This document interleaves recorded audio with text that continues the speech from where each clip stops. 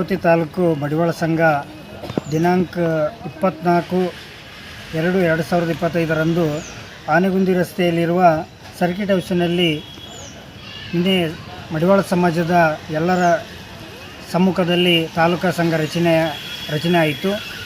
ಈ ಒಂದು ಸಂಘದ ಗೌರವಾಧ್ಯಕ್ಷರಾಗಿ ವೀರೇಶ್ ಗೊರೆಬಾಳ್ ಮತ್ತು ಅಧ್ಯಕ್ಷರಾಗಿ ತಿಪ್ಪೇಸ್ವಾಮಿ ಮಡಿವಾಳರ್ ಸಾಕಿನ್ ಮರಕುಂಬಿಯವರು ಇವರನ್ನು ಆಯ್ಕೆ ಮಾಡಲಾಯಿತು.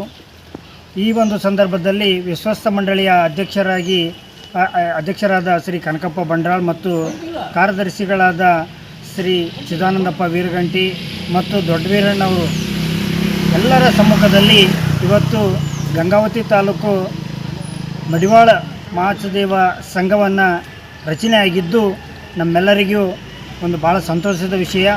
ಇಷ್ಟು ದಿನಗಳ ಕಾಲ ವಿಶ್ವಸ್ತ ಮಂಡಳಿಯ ಅಂದರೆ ಗುಡಿಯ ಒಂದು ಟ್ರಸ್ಟಿನ ಮೇಲೆ ನಮ್ಮ ಸಮಾಜದ ಕಾರ್ಯಕ್ರಮಗಳು ನಡೀತಾ ಇದ್ದವು.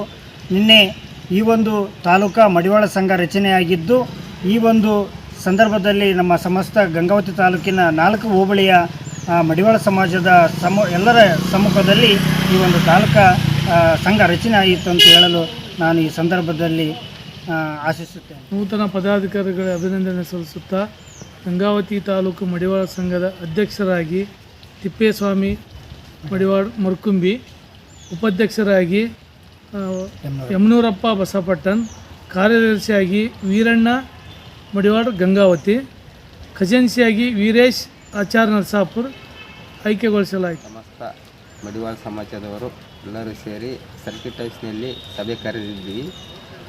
ಅಲ್ಲಿ ತಾಲೂಕು ಸಂಘದ ಅಧ್ಯಕ್ಷರು ನೂತನ ಪದಾಧಿಕಾರಿಗಳನ್ನು ಆಯ್ಕೆ ಮಾಡಲಾಯಿತು. ಅದರಲ್ಲಿ ತಿಪ್ಪೇಸ್ವಾಮಿ ಮರಕುಂಬಿ ಅವರನ್ನು ಅಧ್ಯಕ್ಷರಾಗಿ ಆಯ್ಕೆ ಮಾಡಲಾಯಿತು. ಮತ್ತು ಎಲ್ಲ ಬಂಡ್ರಾಳ್ ಕನಕಪ್ಪನವರು, ವಿಶ್ವಸ್ತ ಮಂಡಳಿ ಅಧ್ಯಕ್ಷರು ದೊಡ್ಡ ವೀರಣ್ಣವರು ಮತ್ತು ಚಿದಾನಂದಪ್ಪ ಸರ್ ಎಲ್ಲರೂ ಭಾಗವಹಿಸಿದ್ದರು.